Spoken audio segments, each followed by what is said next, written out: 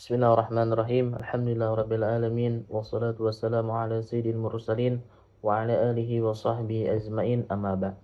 Pada kesempatan ini saya akan mempresentasikan hasil artikel saya yang berjudul Strategi Pemahaman Ayat-ayat Al-Qur'an berdasarkan sebab turunnya menurut mufassir atau para ahli tafsir. Yang pertama adalah abstrak. Penelitian ini mengkaji urgensi dan strategi penerapan asbab an-nuzul dalam menafsirkan Al-Quran. Menganalisis bagaimana para mufassirun itu, para ahli tafsir itu memanfaatkan konteks historis ini. Menggunakan metode kualitatif analisis terhadap literatur tafsir, ditemukan bahwa asbab an-nuzul berfungsi vital dalam 3 strategi utama. Yang pertama adalah klarifikasi atau raf'ul al-ibham. Kemudian yang kedua adalah pembatasan atau takhsis al-am. Dan yang bagian terakhir adalah yang ketiga, penentuan hukum atau istinbat al-ahkam. Kaidah al-ibrah bil umum al-lafaz la bil khusus al-sabab menjadi pedoman, namun menerapkan disesuaikan dengan tipologi ayat. Kesimpulannya, penguasaan asbab an-nuzul adalah prasyarat metodologis untuk pemahaman yang sahih, yang benar. Kemudian masuk ke pendahuluan. Al-Quran adalah sebagai firman Allah Subhanahu wa Ta'ala yang universal, diwahyukan secara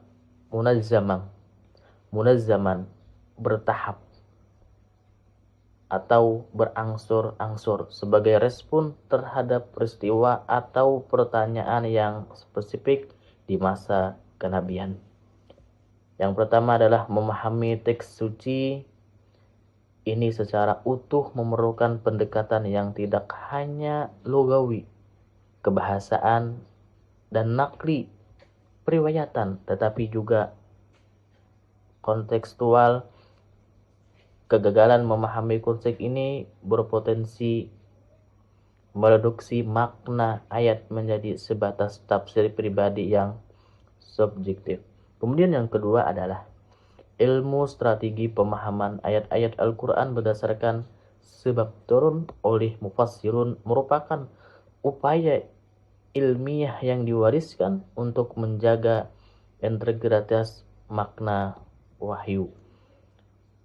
Urgensi asbab an-nuzul tidak hanya bersifat historis, yaitu mengetahui kapan dan di mana ayat Al-Quran itu diturunkan, melainkan juga metodologis. 3 para ulama ulumul Quran seperti Imam Al-Jarkasi yang menemukan bahwa pengetahuan ini adalah prasyarat bagi seorang mufassirun, para ahli tafsir, untuk mendapatkan memberikan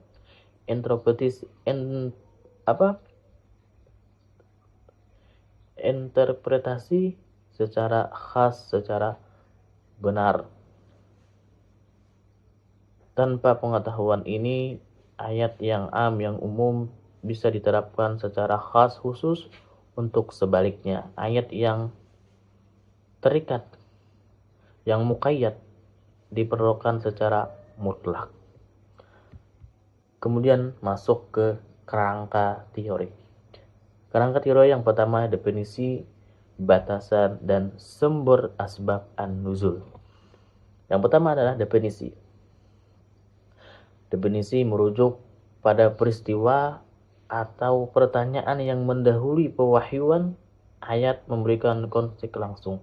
Kemudian batasan, membedakan antara sebab turunnya Al-Quran dan hikmah, adalah hal yang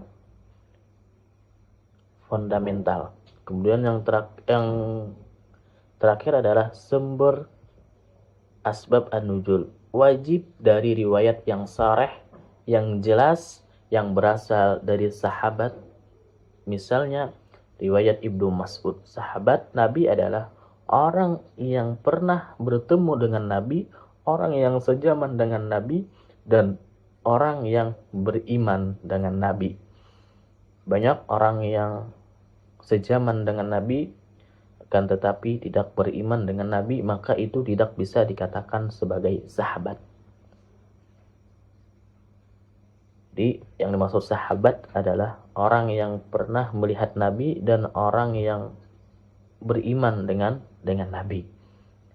Kemudian lagi adalah kaidah utama. Universalitas lafal umul al-lafaz. Kaidah ini adalah filter pertama dalam setiap strategi penafsiran yang melibatkan sebab. Kemudian tipologi mufassirun dan penerapan sebab. Aliran ma'tur asbab an-nuzul adalah syarat sah interpretasi. Contoh Al-Tabari. Aliran kontemporer asbab an-nuzul sebagai kunci maqasid as-syariah.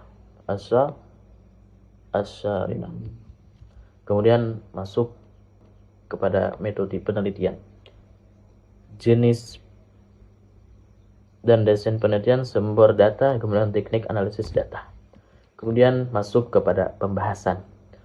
Prinsip verifikasi riwayat tasyih riwayah. Strategi pertama yang mendasari semua pemahaman adalah memastikan keabsahan, kebenaran riwayat para mufassir klasik yang sangat ketat dalam hal ini menolak riwayat marfu yang lemah atau riwayat dari tabi'in yang tidak sahih. Itu yang lemah atau yang ada mempunyai cacat, maksudnya cacat sering bercanda dan sebagainya, yang mana menyebabkan riwayat tersebut menjadi riwayat marfu. Kemudian lagi pembahasan selanjutnya adalah strategi klarifikasi makna yang semara raf'ul al-ibham. Fungsi utama sebab adalah menghilangkan ketidakjelasan ibham pada orang, tempat, atau peristiwa atau disebutkan dalam ayat. Klarifikasi subjek mengidentifikasi individu spesifik, misalnya sya'nil uka dalam surah Al-Kautsar. Kemudian yang kedua adalah klarifikasi konsep hukum, menjelaskan kondisi di mana hukum itu berlaku, misalnya ayat salat, misalnya tentang ayat mengenai masalah salat di atas kendaraan. Pembahasan selanjutnya adalah fungsi ibham dan munasabah, strategi klarifikasi. Mufassirun menggunakan asbab an-nuzul untuk mengaitkan ayat-ayat secara redaksi berpisah, namun memiliki benang merah sebab turun yang sama munasabah. Kemudian selanjutnya lagi pembahasan strategi pembatasan makna umum takhsis al-am. Strategi ini berfokus pada dilema antara keumuman lafal dan kekhususan. Sebab satu, prinsip dominasi lafal pada umumnya hukum ayat bersifat universal, berlaku umum, dan sebab hanya menjadi contoh. Kemudian bagian kedua adalah mengecualikan pembatasan mufassirun yang hanya membatasi hukum pada sebab turunnya jika redaksi ayat secara eksplisit mengindikasikan pembatasan atau jika ayat tersebut adalah ayat hukum khas, misalnya ayat li'an. Kemudian yang kelima, pembahasan selanjutnya studi kasus penerapan takhsis al-am di ayat hukum. Kasus penerapan takhsis al-am ayat hukum, contoh ayat zihar Quran surah Mujadalah.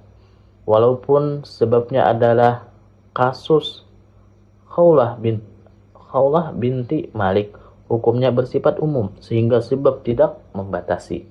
Kemudian lagi contoh ayat li'an Quran surah An-Nur. Ayat ini ditafsirkan sebagai khas karena terkait kasus unik yang hanya bisa terjadi antara suami istri yang sah. Kemudian peran asbab an-nuzul dalam hukum bertahap. Asbab an-nuzul memungkinkan mufassir untuk memahami urutan persyariatan kristal untuk menentukan nasikh, penghapus, dan mansukh yang dihapus. Kemudian pembahasan strategi penentuan hukum, istinbat al-ahkam dan maqasid. Asbab an-nuzul bertindak sebagai katalis untuk menarik hukum dan menyingkap tujuan syariah. Maqasid, pengambilan hukum langsung, ayat-ayat turun sebagai jawaban langsung atas pertanyaan, misalnya pertanyaan tentang khamar dan ghanimah. Penyingkapan maqasid dalam tafsir sebab digunakan untuk menemukan tujuan sosial di balik hukum, misalnya pada ayat poligami Quran surah An-Nisa, di mana tujuan utamanya adalah pelindungan anak yatim dan keadilan, bukan sekedar izin. Kemudian kesimpulan. Strategi utama mufassirun dalam memahami Al-Quran berdasarkan asbab an-nuzul adalah verifikasi riwayat sebagai pondasi, klarifikasi raf'ul al-ibham, pembatasan takhsis al-am yang terukur, dan menyingkapkan tujuan maqasid yang dibalik hukum. Semua strategi ini berpusat pada kaidah universalitas lafal sebagai prinsip dasarnya. Asbab an-nuzul adalah kunci metodologis untuk memahami dinamika pewahyuan dan memastikan bahwa interpretasi modern tetap kokoh pada pijakan historis ilmiah yang diwariskan oleh para mufassirun. Kemudian itu saja yang bisa saya sampaikan, semoga bisa bermanfaat. Saya akhiri. Wassalamualaikum warahmatullahi wabarakatuh.